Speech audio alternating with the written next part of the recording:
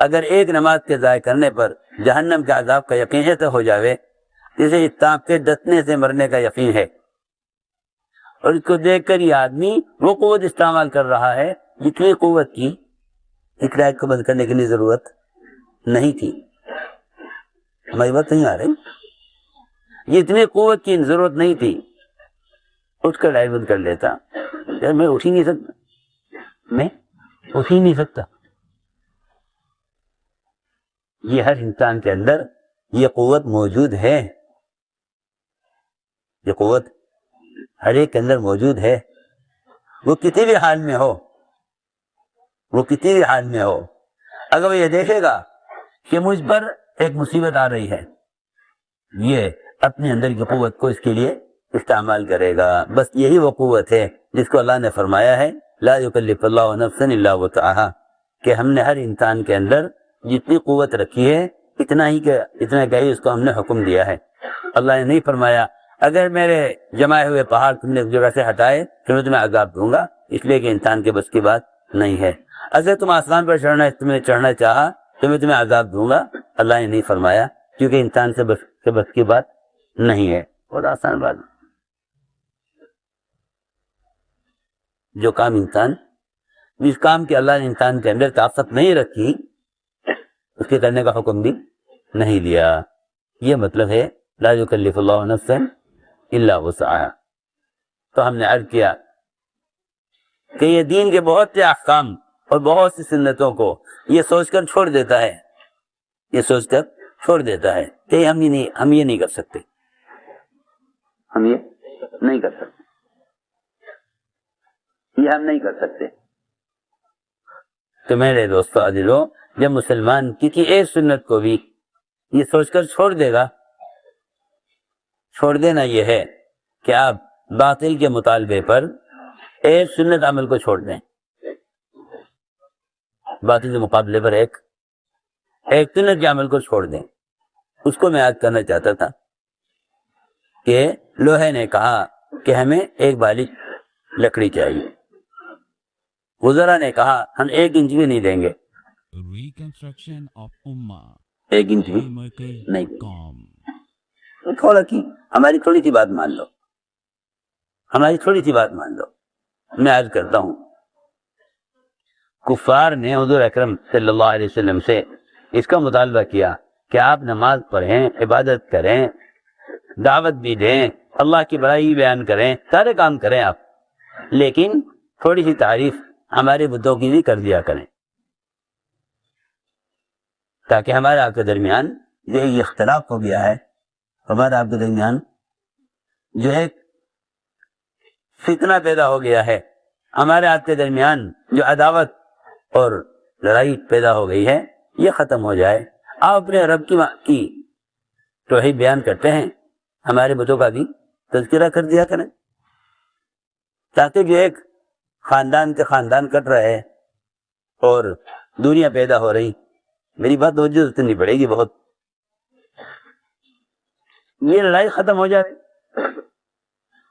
یہ لڑائی ختم ہو جائے. آپ بھی عبادت کریں، ہم بھی عبادت کریں اپنے طریقے پر. آپ اتنی سی بات مانیں ہماری کہ آپ اپنے رب کی وحدانیت کو بیان کریں، کوئی عبادت کریں، سارے کام کریں اپنے دین کے، اسلام کے، لیکن ہمارے بتوں کی بھی کبھی تعریف کر دیا کریں، تاکہ یہ تناؤ جو ہے نا ہمارے آپ کے درمیان جب آپ سے راضی نہ ہوئے. تو پھر انہوں نے اگلا قدم یہ اٹھایا کہ ان کو حجر اسود کا بوسہ لینے سے روکا جائے، کیونکہ انہیں عمل بہت محبوب ہے. حالانکہ حجر اسود کا بوسہ لینا فرض بھی نہیں ہے، واجب بھی نہیں ہے، فرض بھی نہیں، واجب بھی نہیں، سنت ہے.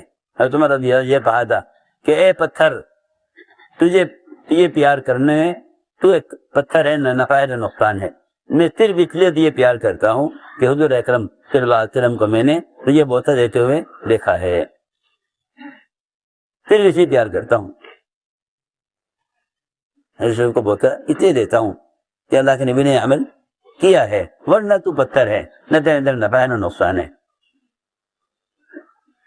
آپ کا محبوب ہر چکر میں آپ حضور کا بوسہ لیتے تھے. کفار نے سوچا کہ یہ موقع اچھا ہے ان کو اپنے بتوں کی طرف جھکانے کا۔ کفار نے کہا کہ ہم آپ کو حجر کا بوسہ نہیں لینے دیں گے۔ میری بات بہت توجہ سے آتی ہے۔ اس زمانے میں قانون مسلمان کے اسلام کے احکام میں تھے، کسی ایک حکم کے خلاف بنے گا، مسلمان یہ سوچیں گے بھائی جان کی حفاظت، مال کی حفاظت ضروری ہے، اور اسلام تو اور بھی ہے، اسلام کے احکام تو اور بھی ہیں، اس پر تو عمل کر ہی رہے ہیں، سنو تو صحیح۔ اگر یہ ایک بات چھوڑ دیں گے ان کے لیے اور اس سے یہ ہمارا مقابلہ نہ کریں تو کیا حرج ہے؟ اسی طرح کفار نے بھی حضور اکرم صلی اللہ علیہ وسلم سے یہ کہا کہ آپ کو ہم حجر کا بوسہ نہیں لینے دیں گے جب تک آپ ہماری بات، ہمارا مطالبہ پورا نہیں کریں گے۔ تو کیا مطالبہ ہے بتاؤ؟ مطالبہ یہ ہے کہ جب آپ طواف کیا کریں تو ہمارے بتوں کے سامنے سے جھک کر جایا کریں، ہمارے بتوں کے سامنے جھک کر جائیں۔ آپ نے سوچا کہ حجر کا بوسہ لینے نہیں دیں گے مجھے یہ اس کے بغیر؟ اگر میں بغیر دل کے ارادے کے صرف ان کو دکھانے کے لیے، صرف ان کو دکھلانے کے لیے، بغیر دل کے ارادے کے اگر ذرا سا اشارہ ان کے بتوں کی طرف کر دوں اور یہ مطمئن ہو جاویں، سنو تو صحیح، یہ مطمئن ہو جاویں بغیر دل کے ارادے کے، ظاہر بات ہے کہ نبی تو کبائر سے بھی معصوم ہیں، شرک تو نبی کہاں کر سکتے ہیں، لیکن آپ کو صرف خیال آیا، اور وہ خیال بھی آپ نے زیادہ پکایا نہیں، سوچا نہیں، وہ خیال آیا گزر گیا۔ اللہ نے فرمایا اے نبی جی اگر ہم آپ کو ثابت قدم نہ رکھتے، اگر ہم آپ کو توحید پر نہ جماتے، اگر ہم آپ کو توحید پر نہ جماتے تو قریب تھا کہ آپ ہلکے تھے ان کی بات کی طرف جھک جاتے۔ اللہ، کہ آپ ہلکے تھے ان کی بات کی طرف جھک جاتے، حالانکہ آپ کا جھکنا دل سے نہیں تھا، صرف ظاہری طور پر دکھانے کے لیے۔ اللہ نے فرمایا اگر ہم آپ کو ثابت قدم نہ رکھتے تو قریب تھے کہ آپ ہلکے سے، تھوڑے سے ان کی بات کی طرف جھک جاتے۔ اگر آپ ایسا کر لیتے تو ہم آپ کو دگنا عذاب دنیا میں دیتے، دگنا عذاب آخرت میں دیتے، کوئی گنجائش نہیں۔ میں کیا بتاؤں، اس زمانے میں مسلمانوں کا خیال یہ ہے کہ بھئی بتوں کے سامنے جھکنا الگ چیز ہے، باقی قانون کے سامنے جھکنا الگ چیز ہے۔ حالانکہ اللہ کے حکم کے مقابلے میں، اللہ کے حکم کے مقابلے میں مخلوق کی بات ماننا، اللہ کے حکم کے مقابلے میں مخلوق کی بات ماننا، یہ اللہ کے غیر کو اپنا رب بنانا ہے۔ اللہ کے حکم کے مقابلے میں مخلوق کی بات ماننا، اللہ کے غیر کو اپنا رب بنانا ہے۔ حضور اکرم صلی اللہ علیہ وسلم نے عدی بن حاتم سے یہی کہا تھا، عدی بن حاتم صاحب نے یہی فرمایا تھا۔ عدی بن حاتم نے اشکال کیا تھا، یہ کہا تھا کہ ہم آپ پر ایمان لانے سے پہلے بھی اللہ ہی کو رب مانتے تھے، پھر اللہ نے کیوں فرمایا قرآن میں اتخذوا احبارهم ورهبانهم اربابا من دون اللہ، کہ اللہ کے غیر کو رب بنایا ہوا تھا، ہم نے تو آپ پر ایمان لانے سے پہلے بھی اللہ ہی کو رب مانا ہمیشہ، تو اللہ نے قرآن میں الزام کیوں دیا ہمیں کہ ان یہود و نصارہ نے اپنے احبار و رہبان کو، اپنے علماء اور مشائخ کو، اپنے کوب اور پادریوں کو اپنا رب بنایا ہوا تھا، ہم نے تو کبھی کو رب نہیں مانا، ہم تو اللہ ہی کو رب مانتے تھے۔ آپ نے فرمایا اے عدی، جب تمہارے کوب اور پادری حلال کو حرام کرتے تھے، حرام چیز کو حلال کر دیا کرتے تھے، تم جانتے تھے کہ یہ غلط کر رہے ہیں، تم ان کی بات مانتے تھے نہیں مانتے تھے؟ آپ کہتے جی ہاں ہم ان کے کہے کو مانتے تھے۔ فرمایا پھر تو تم نے ان کو اپنا رب اللہ کے سوا بنا لیا تھا۔ تیسرا بات میرے ساتھیوں، سر کا جھکنا جھکاؤ نہیں ہے، جھکاؤ دل کا جھکاؤ ہے۔ اس زمانے میں مسلمان یہ سمجھتا ہے کہ کفر و شرک صرف یہ ہے کہ ہم اللہ کے غیر کے سامنے سر جھکا دیں۔ سوچو تو صحیح، پھر نماز رہ گئی، پھر نماز رہ گئی جسے مسلمان اللہ کے سامنے سر جھکا لیتا ہے، ورنہ آپ دیکھ لیجئے شادیوں میں، تجارتوں میں، خرچ کرنے کمانے میں، لباس اور شکلوں میں، تمام چیزوں میں مسلمان جھکا ہوا ہے غیروں کے طریقوں کی طرف۔ اتباع سنت ضروریات میں بھی، اتباع سنت ضروریات میں بھی، ضروریات میں بھی اتباع سنت، اس بات اتباع سنت سے ثابت ہوگا کہ آپ کا جھکاؤ اللہ کی طرف ہے یا اللہ کے غیر کی طرف ہے۔ ہماری بات بہت مشکل پہ آئے گی سمجھ میں۔ اتباع سنت بھی دیکھا جائے گا کہ آپ کا جھکاؤ کس طرف ہے، اللہ کے رسول کی طرف ہے یا ان کے دشمنوں کی طرف ہے۔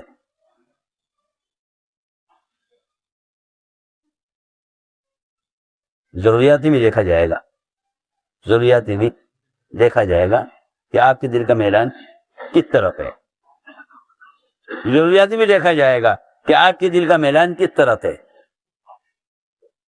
اگر اتباع سنت پر ہو تو پھر آپ کے دل کا میلان، اس لیے کہ اصل توجیہ دل کی توجیہ ہے، رخ کا صحیح ہونا دل کا رخ کا صحیح ہونا ہے، اصل نیکی دل کے رخ کا صحیح ہونا ہے۔ تو میں نے عرض کیا کہ لوگ دین کے بہت سے احکام کو یہ سوچ کر چھوڑ دیتے ہیں، تو اس کے لیے لڑنا، اس کے لیے کوشش کرنا کیا ضرورت ہے؟ ہمارے کوئی نماز روزے سے تھوڑی کوئی روک رہا ہے ہمیں، حالانکہ انہیں معلوم نہیں کہ جب یہ ایک سنت کو چھوڑ دیں گے باطل کے لیے، ایک سنت کو چھوڑ دیں گے باطل کے لیے، تو انہیں کل فرائض بھی چھوڑنے پڑیں گے باطل کے لیے۔ اس لیے کہ دین ایک ایسا کامل مکمل نظام ہے، دین ایک ایسا کامل مکمل نظام ہے کہ جب تک سارے اجزاء جمع نہیں ہوں گے اس وقت تک دین پر نصرتیں، اور جب تک سارے اجزاء دین کے جمع نہیں ہوں گے، دین کا معاملہ ایسا نہیں ہے کہ بھئی اگر 20% دین ہے زندگی میں تو 20% کامیابی مل جائے، 10% دین ہے تو 10% کامیابی نہیں۔ اللہ رب العزت نے کامیابی کا وعدہ پورے دین پر کیا ہے، کامیابی کا وعدہ پورے دین پر کیا ہے۔